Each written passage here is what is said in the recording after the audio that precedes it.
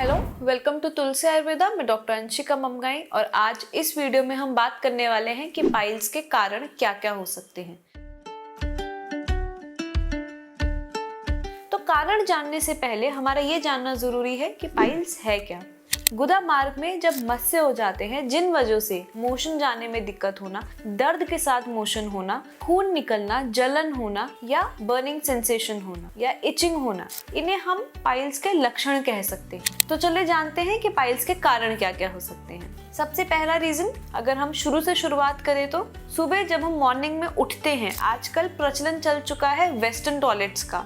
तो western toilet सबसे पहला रीजन है पाइल फॉर्मेशन का। जब हम इंडियन वॉशरूम्स में जाते हैं, जब हम बैठ के मोशन करते हैं तो हमारा मोशन इजीली होता है, उसका इजी फ्लो होता है, जिस वजह से कोई हमारे गुदा मार्ग में या एनल रीजन में स्ट्रेन नहीं पड़ता। तो स्ट्रेन होने की वजह से पाइल फॉर्म होता है। तो वेस्टर्न टॉयलेट सबसे पहला रीजन पाइल फॉर्मेशन का।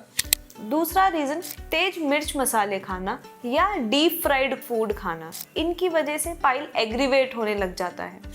अगला रीजन है बहुत देर तक बैठे रहना। अगर आपकी सिटिंग जॉब है, मॉर्निंग टू इवनिंग अगर आप बैठे हैं, तो ये एक मेजर रीजन हो सकता है पाइल फॉर्मेशन का।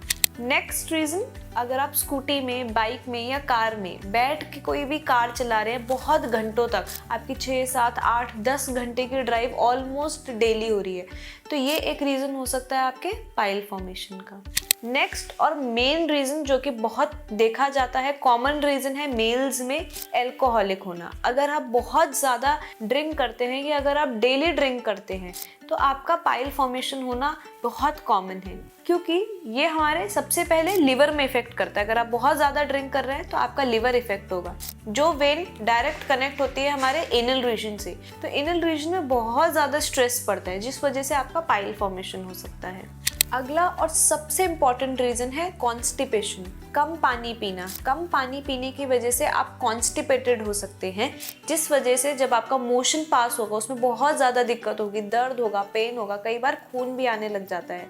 तो जब मोशन जाने में दिक्कत होगी या अगर आप कॉन्स्टिपेटेड हैं तो आपका जो एनल कैनाल है उसमें बहुत ज़्यादा रब होता है, बहुत ज़्यादा स्ट्रेस पड़ जाता है। तो इसे दूर करने के लिए आप पानी पीजिए प्लीज़। हम सारे पेशेंट्स को बोलते हैं कि अपना हाइड्रेशन मेंटेन रखें, जिस वजह से आप कॉन्स्टिपेशन क्रिएट ना करें अपनी बॉडी में।